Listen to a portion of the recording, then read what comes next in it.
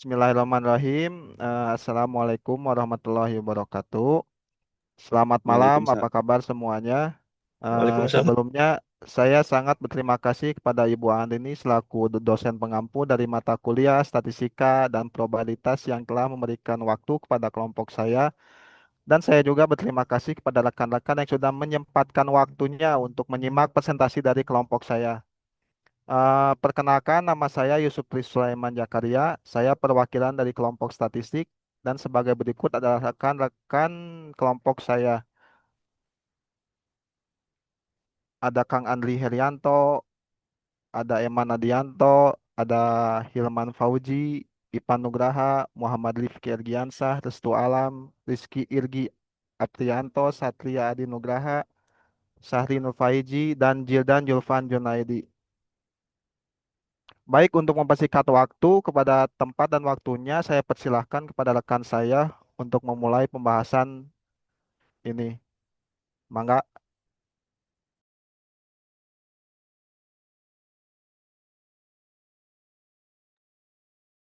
Assalamualaikum warahmatullahi wabarakatuh. Perkenalkan, saya Zidan Zulfan Junaidi. Di sini saya akan menjelaskan mengenai aturan penjumlahan. Aturan penjumlahan dalam matematika merupakan prinsip dasar yang digunakan untuk menghitung jumlah dari dua nilai atau lebih. Ada beberapa bentuk aturan penjumlahan tergantung pada konteksnya.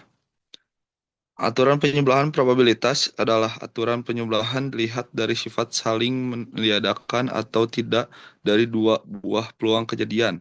Dikutip dari Hartono R 2021. Aturan penjumlahan adalah satu konsep dasar dalam teori probabilitas yang digunakan untuk menghitung probabilitas terjadinya salah satu atau kedua peristiwa. Secara umum, ada dua versi aturan penjumlahan tergantung apakah peristiwa-peristiwa tersebut bersifat saling lepas atau tidak saling lepas. Next, Kang. Nah, di sini ada contoh penggunaan aturan penjumlahan sederhana.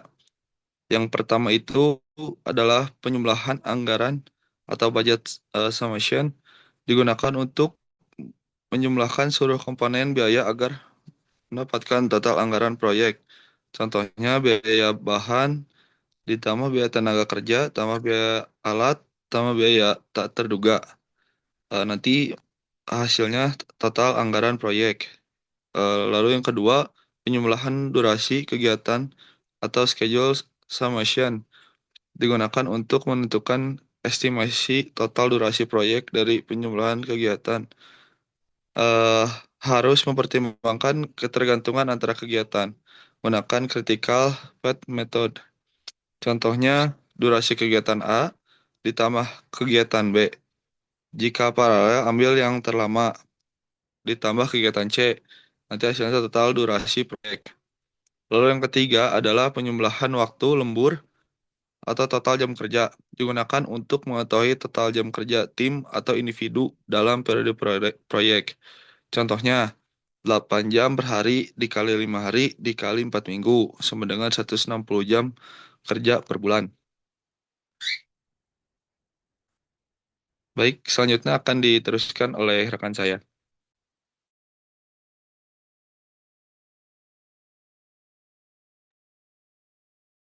Baik, terima kasih.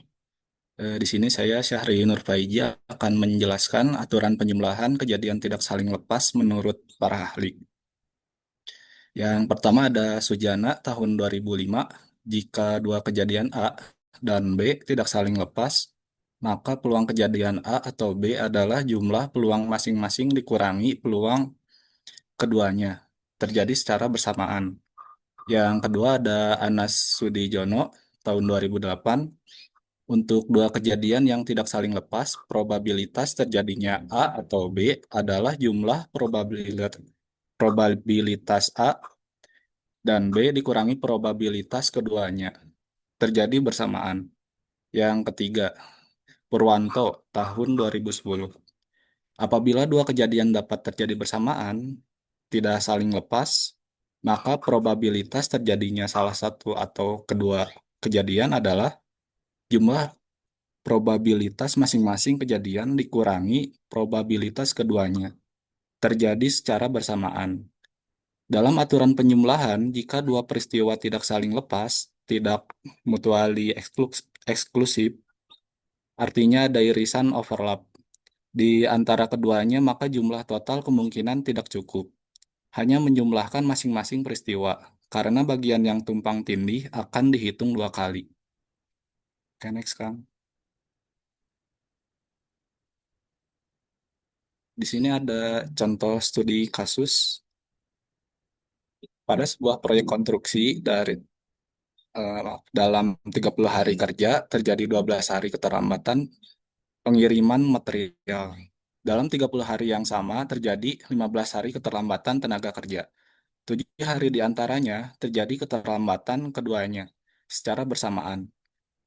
Berapa jumlah hari selama proyek berjalan di mana terjadi keterlambatan pengiriman material dan tenaga kerja atau keduanya? Di sini ada rumusnya beserta contohnya. Eh, P dalam kurung A ber, ber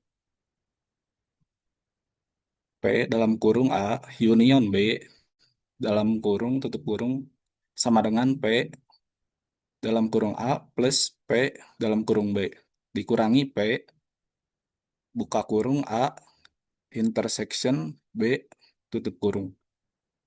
Jadi di sini sama dengan 12 ditambah 15 hari dikurangi 7. Dan hasilnya adalah 20 hari. Jadi selama 20 hari proyek mengalami keterlambatan karena pengiriman material dan tenaga kerja atau keduanya. Ya udah, Kang. Next.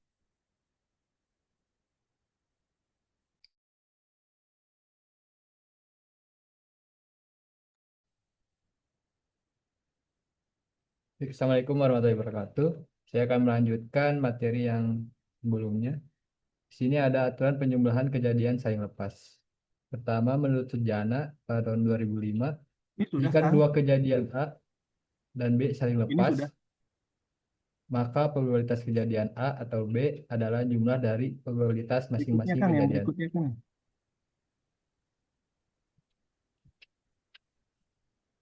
Yang kedua, menurut Anas Sudijono pada tahun 2008, untuk dua kejadian yang saling lepas, peluang terjadinya A atau B adalah penjumlahan dari peluang masing-masing kejadian karena tidak mungkin keduanya terjadi bersamaan.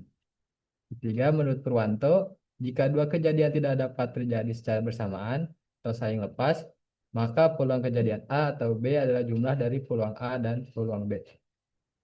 Aturan penjumlahan saling lepas digunakan saat dua peristiwa tidak terjadi bersamaan, sehingga jumlah total kejadian bisa diperoleh dengan menjumlahkan masing-masing kejadian tanpa perlu mengurangi irisan karena irisan tidak ada.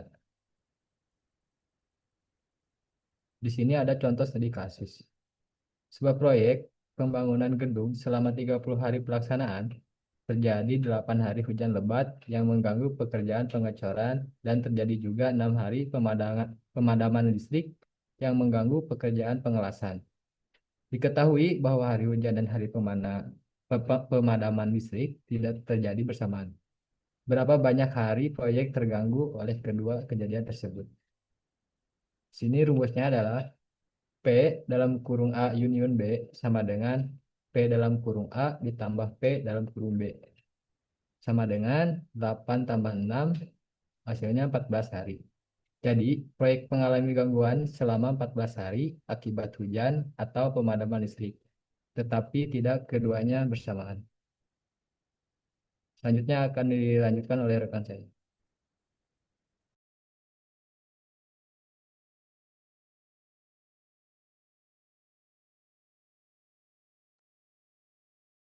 Assalamualaikum warahmatullahi wabarakatuh.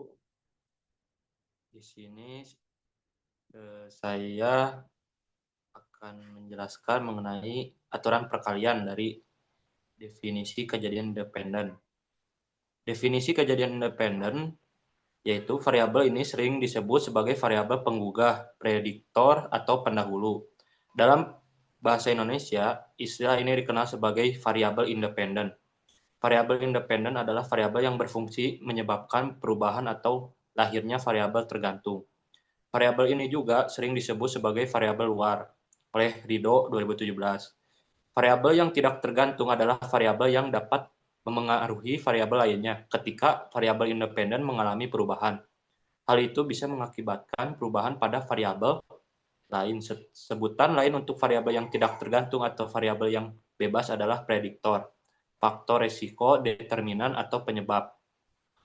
Menurut Kothari 2004 halaman 34 dijelaskan bahwa variabel yang mendahului variabel tergantung disebut sebagai variabel independen. Lanjut, Kang.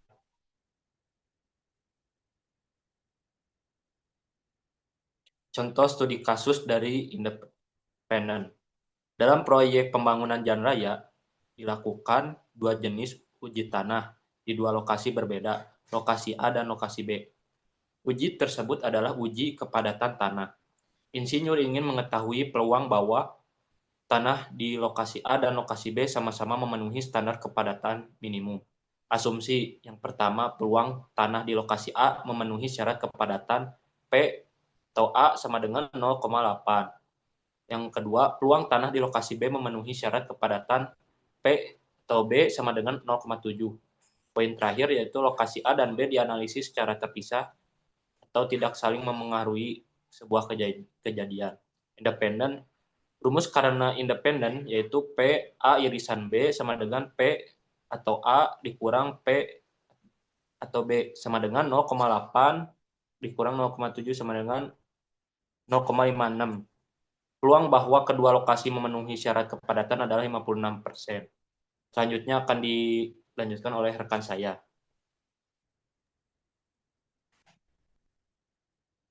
Baik, Assalamualaikum warahmatullahi wabarakatuh. Waalaikumsalam warahmatullahi wabarakatuh. Terima kasih Kang Satria. Saya akan melanjutkan materi aturan dasar menghitung probabilitas, yaitu tentang independen. Kejadian tergantung. Variabel yang tergantung dapat disebut sebagai variabel hasil, standar atau konsekuensi dalam bahasa Indonesia. Variabel ini dikenal sebagai variabel terkait. Variabel terkait adalah variabel yang terpengaruh atau yang menjadi hasil dari pengaruh variabel bebas. Selain itu, variabel terkait juga dikenal dengan sebutan variabel endogen, menurut Rido pada tahun 2017. Lalu, variabel yang tergantung adalah variabel yang terpengaruh oleh variabel yang tidak tergantung, yang berarti variabel yang tergantung mengalami perubahan akibat pergeseran pada variabel yang tidak tergantung. Menurut Anggraini pada tahun 2022. Menurut Kotari di dalam bukunya yaitu di tahun 2004 halaman 34 dijelaskan bahwa jika suatu variabel bergantung pada atau merupakan konsekuensi dari variabel lainnya, variabel tersebut sebagai variabel tergantung. Kesimpulan dari 3 sumber di atas adalah variabel dependen atau variabel terkait adalah variabel yang dipengaruhi oleh variabel independen atau variabel bebas dan merupakan hasil konsekuensi atau efek dari perubahan variabel independen. Variabel ini juga dikenal dengan sebutan variabel hasil, standar, atau endogen atau respon. Lanjut, Kang.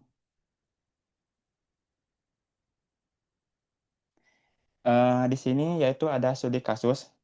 Dalam sebuah proyek konstruksi, ada 2 kondisi yang dinilai. Yang pertama yaitu tanah jenuh air, yang kedua yaitu lereng mengalami longsor. Insinyur ingin mengetahui peluang lereng longsor jika sudah diketahui terjadi hujan. Tanah jenuh diketahui P dalam kurung A sama dengan 0,4 peluang hujan deras menyebabkan tanah jenuh. P dalam kurung B A sama dengan 0,9 peluang longsor jika tanah jenuh. Kejadian B bergantung pada A, kejadian dependen. Rumus ini yaitu rumus dependen, yaitu P dalam kurung A irisan B sama dengan P dalam kurung A dikali P dalam kurung B A sama dengan 0,4 dikali 0,9, yaitu hasilnya 0,36. Dan dikalikan 100, yaitu jadi 36%. Peluang terjadi hujan sekaligus longsor adalah 36%. Selain itu, pengetahuan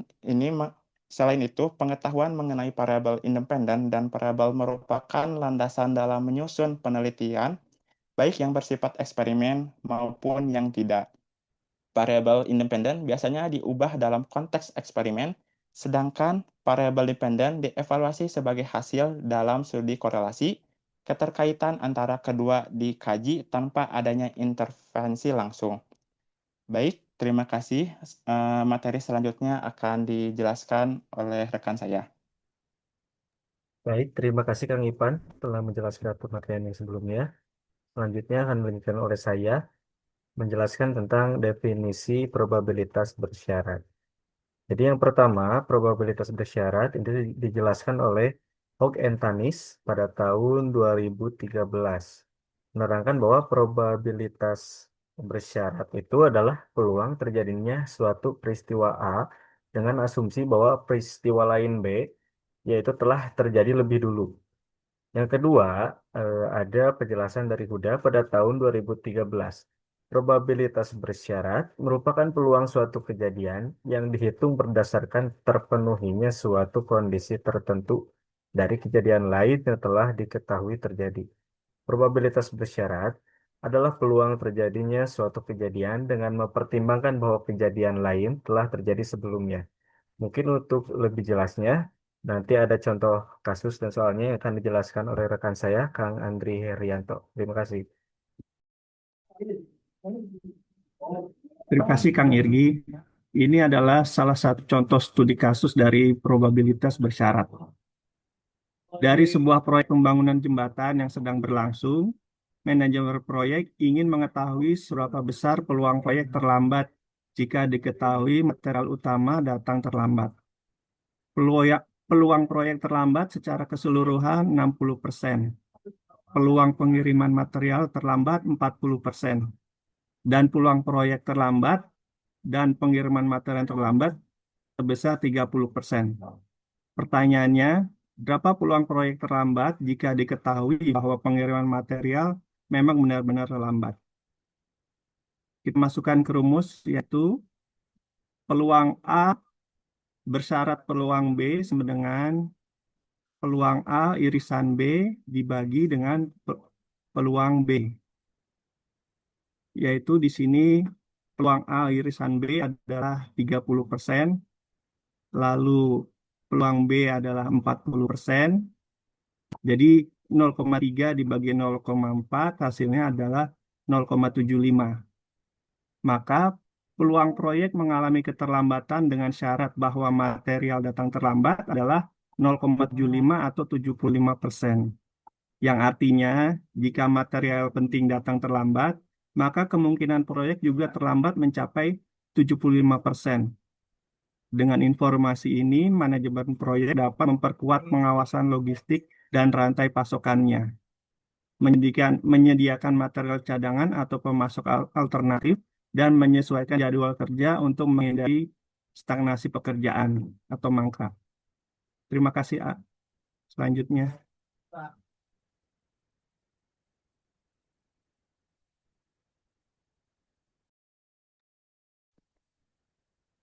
Baik, di sini saya akan melanjutkan materi definisi teorema Bayes. Sebelumnya, perkenalkan nama saya Rizky Irgi. Definisi teorema Bayes yang pertama dari Richard Duret tahun 2010. Teorema Bayes menyediakan cara untuk memperbarui probabilitas setelah memperoleh informasi baru. Ini menghubungkan probabilitas kondisional dan marginal dari kejadian acak. Berikutnya, menurut Sheldon Ross 2014, teorema Bayes adalah rumus yang mengaitkan probabilitas kondisional suatu hipotesis berdasarkan bukti yang diamati dengan probabilitas kondisional bukti tersebut jika hipotesis benar. Lalu ada menurut Maurice H. de Groot dan Mark J. Sherfish 2012.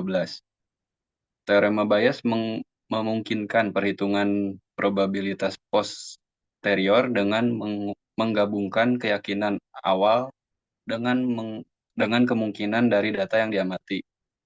Dengan ini, teorema Bayes pada dasarnya adalah metode untuk menghitung probabilitas kondisional, yaitu probabilitas terjadinya suatu peristiwa dengan syarat bahwa peristiwa lain telah terjadi terlebih dahulu. Untuk materi berikutnya akan dilanjutkan oleh rekan saya. Terima kasih.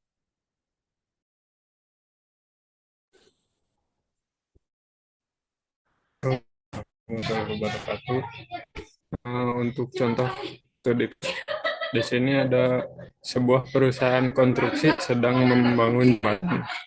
Tim manajemen proyek ingin mengetahui kemungkinan cuaca buruk. Jika diketahui proyek mengalami keterlambatan, peluang cuaca buruk adalah 30%. Jika terjadi cuaca buruk, kemungkinan proyek mengalami keterlambatan adalah 70%. Secara keseluruhan, proyek terlambat adalah 40%. Berapa peluang terjadinya cuaca buruk jika diketahui proyek mengalami keterlambatan? Di sini ada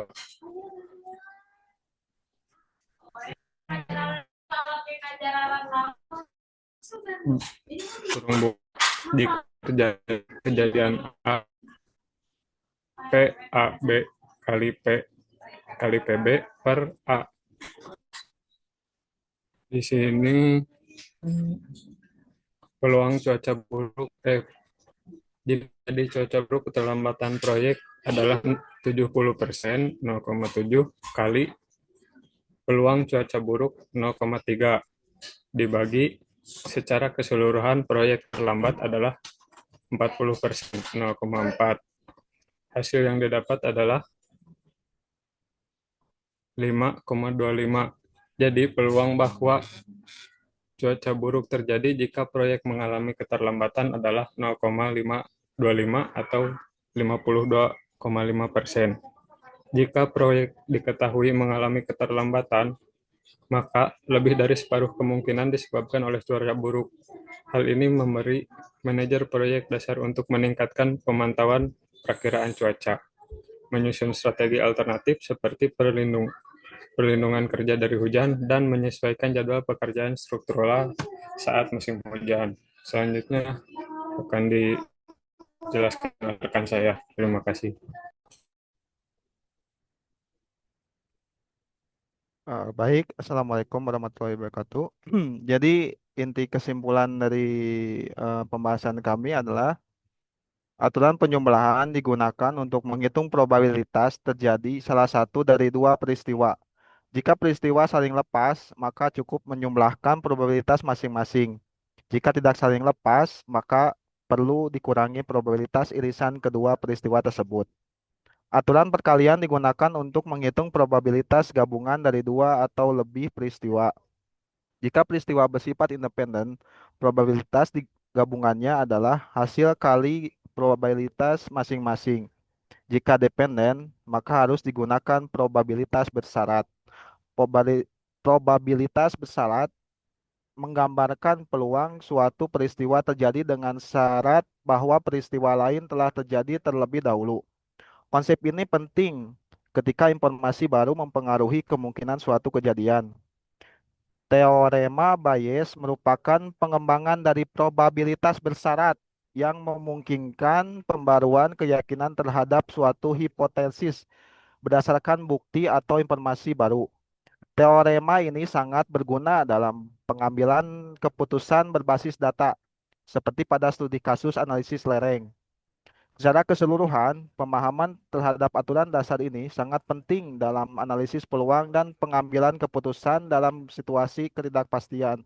Konsep-konsep ini menjadi dasar bagi berbagai metode analisis lanjutan dalam statistika.